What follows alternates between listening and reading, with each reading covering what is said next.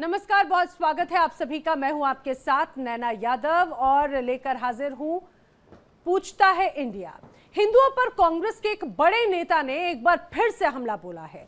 धर्मांतरण को लेकर उन्होंने ऐसी दलील दी जिसकी आप कल्पना तक नहीं कर सकते।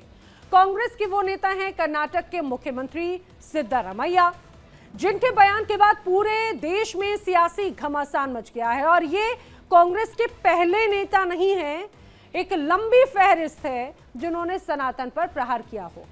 अब आप ये जान लीजिए कि आखिर कर्नाटक के मुख्यमंत्री सिद्धारमैया ने क्या दावा किया है, उनकी तरफ से क्या कहा गया है।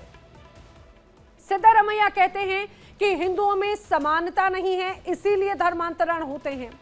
सिद्धारमैया ये भी कहते हैं कि कुछ लोग जाति व्यवस्था की वजह से धर्मांतरण करते हैं और वो सवाल भी उठा रखे हैं कि हिंदू समाज में समान अवसर होते तो आखिर धर्मांतरण क्यों होते।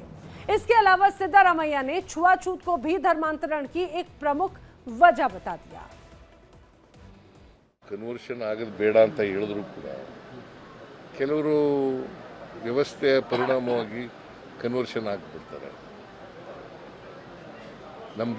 ನಮ್ಮ ಸಮಾಜದಲ್ಲಿ ಹಿಂದೂ ಸಮಾಜದಲ್ಲಿ ಎಲ್ಲರೂ ಸಮಾನತೆ ಇದ್ದಿದ್ರೆ ಯಾಕೆ ಕನ್ವರ್ಷನ್ ಆಗ್ತಾರೆ? ಸಮಾನ ಈಕ್ವಲ್ ಆಪರ್ಚುನಿಟೀಸ್ ಇದ್ದರೆ, ಸಮಾನತೆ ಇದ್ದರೆ ಯಾಕೆ ಅಸ್ಪೃಶ್ಯತೆ ಯಾಕೆ ಬಂತು? ನಾವು ಹುಟ್ಟಾಕಿದ್ವಾ? ಮುಸ್ಲಿಂ ಕ್ರಿಶ್ಚಿಯನ್ ಅಲ್ಲೂ ಇದೆ ಅಂತ ಹೇಳಿದಾರೆ, ಅಸಮಾನತೆ ಅಲ್ಲೂ ಇದೆ. ಯಾರ ನಾನು ಎಲ್ಲೇ ಇರಲಪ್ಪ, ಎಲ್ಲ ಕಡೆ ಇದೆ ಅಂತ. ಮುಸಲ್ಮಾನ್ ಧರ್ಮದಲ್ಲರೂ ಇರಲಿ, ಕ್ರಿಶ್ಚಿಯನ್ ಧರ್ಮದಲ್ಲರೂ ಇರಲಿ, ಇಲ್ಲಿದ್ರೆ ಈಗ ನಾವು ಯಾರು ಕೂಡ ಅಥವಾ BJP ಅವರು ಯಾರು ಕೂಡ ಕನ್ವರ್ಷನ್ ಆಗಿ ಅಂತ ಹೇಳಿಲ್ಲ ಅಲ್ವಾ? ಕನ್ವರ್ಷನ್ ಆಗಿರ್ತಾರೆ, ಇಟ್ ಈಸ್ ದೇರ್ ರೈಟ್ ಅಲ್ವಾ ಕನ್ವರ್ಷನ್ ಆಗೋದು ಅವರು. तो उन्होंने एक तरह से धर्मांतरण को वो बचाव करते हुए नजर आए, धर्मांतरण का समर्थन करते हुए नजर आए। और देश में जिस तरह से धर्मांतरण के कन्वर्जन के मामले सामने आते हैं उसमें उन्होंने सीधे सीधे सनातन को ही टारगेट कर दिया। अब सिद्धारमैया के इस बयान के बाद से लगातार सियासी घमासान छिड़ा हुआ है। बीजेपी कांग्रेस पर लगातार हमलावर हो रही है।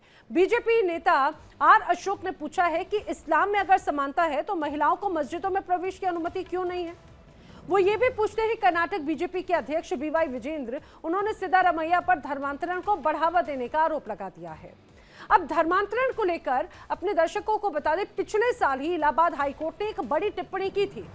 जस्टिस रोहित रंजन ने कहा था कि अगर धर्मांतरण को रोका नहीं गया तो एक दिन बहुसंख्यक आबादी अल्पसंख्यक में तब्दील हो जाएगी। यानी धर्मांतरण के बढ़ते मामले देश की डेमोग्राफी को बदल सकते हैं। इसका खतरा और भी ज्यादा बढ़ चुका है क्योंकि जनसंख्या विकास दर और धर्म परिवर्तन के जरिए लगातार अल्पसंख्यकों की आबादी विस्फोटक हो रही है।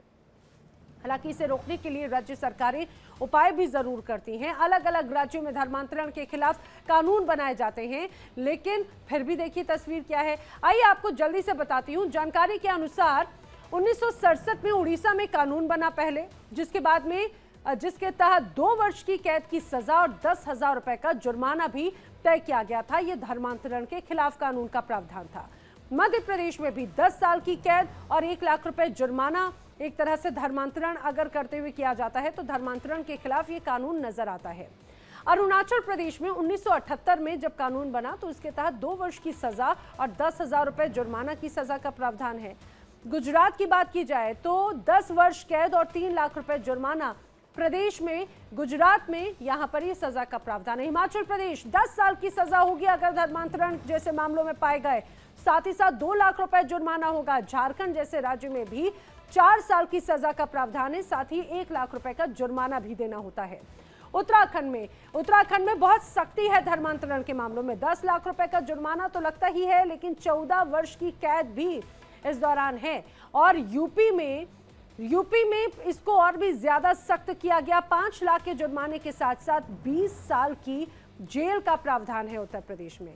वहीं कर्नाटक में, जहां से खुद सिद्धारमैया आते हैं, सिद्धारमैया के ही राज्य में 50,000 रुपए का जुर्माना और उसके साथ ही 10 साल तक की जेल की हवा खानी पड़ती है। धर्मांतरण के खिलाफ ये कहा जा सकता है कि सख्त कानून अलग अलग राज्यवार है, लेकिन जब किसी राज्य के मुख्यमंत्री इस तरह के बयान दें तो कैसे कानून अपना निष्पक्ष काम करेगा, इसलिए इसको समझा जा सकता है। इसीलिए बार बार यही बात अब विपक्ष की तरफ से जो है कर्नाटक में यानी कि बीजेपी की तरफ से की जा रही है। दुनिया भर में प्रतिक्रियाएं आ रही हैं।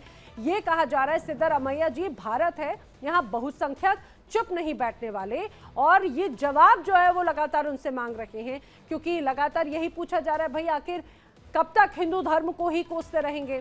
कर्नाटक की अगर बात करें तो तस्वीरें यहाँ पर जरूर बदलती हुई नजर आती है। अब जिस तरह से सिद्धरामैया की तरफ से जो बातें कही गई उस पर सवाल खड़े होने लगे। इसीलिए पूछता है इंडिया, क्या सिद्धरामैया जैसे नेता वाकई में सेक्युलर हैं या सिर्फ वो वोट बैंक के पुजारी नजर आते हैं? क्या हिंदू धर्म पर हमला करना कांग्रेस का एजेंडा बन चुका है? क्या सेक्युलरिज्म सिर्फ हिंदू धर्म की आलोचना तक ही सीमित हो चुका है? ये वो तमाम बड़े सवाल हैं जब लोगों के मन में कौंध रहे हैं, क्योंकि अगर दक्षिण भारत से बात करें, पहला ऐसा मौका नहीं है जब सनातन पर निशाना साधा गया हो। दक्षिण भारत के कई ऐसे नेताओं की तरफ से लगातार सनातन को घेरते हुए विवादित बयान सामने आते रहे हैं, चाहे बात वो स्टालिन की हो, चाहे बात ए राजा की हो। इससे एक बड़ी तस्वीर जो है वो नजर आती रही है। करेंगे चर्चा, हमारे साथ में खास मेहमानों का जो पैनल है उनसे जानने की कोशिश करेंगे कि आखिर ये किस तरह की राजनीति जो है, राजनीति की तस्वीर नजर आती है। मेरे साथ में बीजेपी प्रवक्ता राहुल आनंद जी जुड़ रखे हैं, डॉक्टर शिवानंद हुलियालकर प्रवक्ता है कांग्रेस पार्टी के, आचार्य अरुण कृष्ण जी हिंदू धर्म गुरु हमारे साथ में जुड़ रखे हैं, जल्द ही राजनीतिक विश्लेषक के तौर पर मोहम्मद रमीज जी भी हमारे साथ में जुड़ चुके हैं। और आप सभी का इस चर्चा में बहुत बहुत स्वागत है। अभी कांग्रेस प्रवक्ता जो है वो हमारे साथ में शिवानंद हुलियालकर जी की जब तस्वीर नजर आएगी उनसे मैं जरूर एक यही सवाल पूछने की कोशिश करूंगी। राहुल आनंद जी, शुरुआत जब तक मैं आपसे कर लेती हूँ, आखिर ये किस तरह का बयान है सिद्धरामैया का? क्या उनका उद्देश्य है सनातन को घेरते हुए?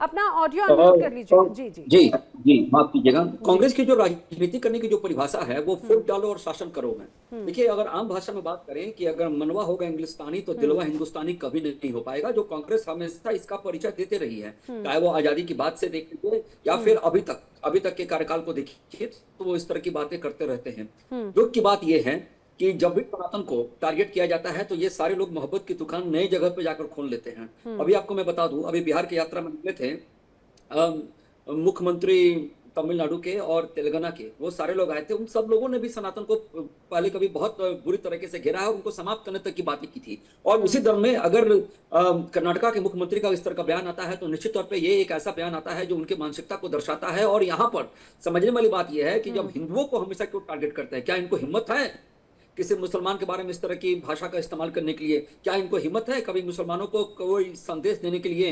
बिल्कुल नहीं। अभी कुछ दिन पहले की एक घटना आई थी कि दिल्ली के जमा मस्जिद में जब सपा प्रमुख की जब पत्नी गई थी तो उनके बारे में किस तरह की भाषा का इस्तेमाल किया गया था। लेकिन मजाल है कि कोई कह दे कि आप इस तरह की भाषा का उच्चारण या इसका इस्तेमाल क्यों कर रहे हैं, क्योंकि ये सारे लोग वोट बैंक की जो राजनीति करते हैं वो इनका यही आधार है। इनको विकास से मतलब नहीं है, इनको मतलब है कि कैसे भी तोड़ दो फोड़ दो और अपने पक्ष में लेकर आ जाओ, डराकर मुसलमानों को। ये सनातन को, जबकि सनातन जब भी चलता है तो कहता है कि अधर्म का नाश हो, विश्व का कल्याण हो की हम बातें करते हैं, लेकिन कभी भी इनके द्वारा सनातन को अप्रिशिएट करने का काम नहीं किया गया। चाहे वो राम मंदिर के विषय को बात कर लीजिए, चाहे वो कृष्ण जन्मभूमि की बात कर लीजिए, या फिर ऐसे अन्य चीजें जो सेटलमेंट के तहत मुसलमानों को दिया जाता हो, वो काम हमेशा कांग्रेस ने किया है। हमारे साथ में कांग्रेस के नेता अब शिवानंद हुलियालकर जी भी जुड़ चुके हैं। मैं उन्हीं से सवाल का जवाब ले लेती हूँ। शिवानंद जी, ये पहला मौका नहीं है जब कांग्रेस के नेताओं की तरफ से इस तरह से सनातन को घेरते हुए, टारगेट करते हुए बयान आया हो। सिद्धरामैया का बयान सीधे सीधे सनातन धर्म और हिंदू परंपरा को बदनाम करने की कोशिश नजर नहीं आती क्या? यही बात राहुल जी भी कह रहे हैं और लगातार यही बात कर्नाटक विपक्ष की तरफ से भी बात की जा रही है। नैना जी, गुड आफ्टरनून पूरा पैनलिस्ट को गुड आफ्टरनून। देखिए मैं भी एक हिंदू हूँ। हिंदू कोई बीजेपी का कोई कॉन्ट्रैक्टर नहीं। राम तो सबक सिखा दी है। देखो सिद्धरामैया जी हो या कांग्रेस पार्टी कोई नेता हो, क्या हिंदू क्या बीजेपी आरएसएस का नीति है हमेशा कांग्रेस को बदनाम करना। मल्लिकार्जुन खड़गे हो, सिद्धरामैया जो हो, राहुल गांधी जी हो, इनका आदत है। दूसरी बात, हम सनातन को रिस्पेक्ट करते हैं। ये लोग क्या करते हैं कि जाति जाति में तेढ़ निर्माण करना, झगड़ा लगाना, इनका गोडसे गोलवलकर का सरकार है। सिद्धरामैया जी ने कोई गलत नहीं बोला है। सिद्धरामैया ने ये बोला है कि हिंदू समाज में एकता नहीं है, हिंदू समाज एक होना चाहिए, उन्होंने यही कहा है। और दूसरी बात, ऐसा ऐसा कौन सा, और बीजेपी को इतना मिर्ची लगने की क्या जरूरत है? बीजेपी कोई हिंदू का कोई लेना देना नहीं। तो नरेंद्र मोदी हिंदू नहीं है। नरेंद्र मोदी उसकी माँ जाने के बाद बाल कहाँ काटा है? हिंदू कौन सा हिंदू को अच्छा काम किया 10 साल में? नरेंद्र मोदी जी हिंदुओं का क्या भला किया बताइए? 2 करोड़ नौकरी तो नहीं दिया, 15 लाख रुपए नहीं दिया, बेरोजगारी चरम पर है, लेकिन शिवानंद जी, सिर्फ हिंदुओं को टारगेट करते हुए सनातन को टारगेट करना क्या अब एक तरह से आदत हो गई है? मैं ऐसा क्यों कह रही हूँ, मैं आपको लिस्ट बताती हूँ। ये वैसे तो लिस्ट बहुत लंबी है, लेकिन 2-3 बड़े नाम जान लीजिए। उदयनिधि स्टालिन डीएमके के नेता है, उन्होंने सनातन को डेंगू, मलेरिया, कोरोना जैसी बीमारियों से उसकी तुलना की थी। डी राजा की तरफ से बात कही गई थी, उन्होंने सीधे सनातन इज नॉट अ धर्म, उन्होंने बाकायदा इसको लेकर एक लंबी चौड़ी बातें कही गई। उन्होंने सामाजिक न्याय और समानता के खिलाफ सनातन को बताया। पी विजयन की तरफ से लगातार इस तरह के तमाम बयान जो है वो सामने आते रखे हैं। इसीलिए बार बार बात कही जाती है कि आखिर इतनी क्या नफरत है, इतनी क्या तकलीफ है खासतौर से कांग्रेस के इन तमाम नेताओं को सनातन धर्म से? नैना जी, हिंदुओं का हमेशा कांग्रेस पार्टी रिस्पेक्ट करते हैं और हमेशा करते रहे। मैं खुद एक हिंदू हूँ। हिंदू कोई बीजेपी का कॉन्ट्रैक्ट नहीं है, आरएसएस कोई हिंदू नहीं है। ये जातिवाद फॉरेन एजेंट है, अमेरिका के एजेंट करके आरएसएस काम करते हैं। ये गंभीर मेरा आरोप है। दूसरी बात, आप ही देखिए आज भी नरेंद्र मोदी जी या 26 माता भगिनी को सिंदूर उजाड़ने में सिंदूर के नाम पे राजनीति कर रहे हो, शर्म आना चाहिए। हाँ, भारत पाकिस्तान से मैच कर रहे, मस्जिद के नीचे शिवलिंग ढूंढना, हिंदू भारत पाकिस्तान करना, मुस्लिम आपस में सब देखिए, आप ही देखिए इतना इतना बड़ा युवा युवतियों को मैसेज क्या दे रहे हैं? रोजगार चरम पर्स पर है।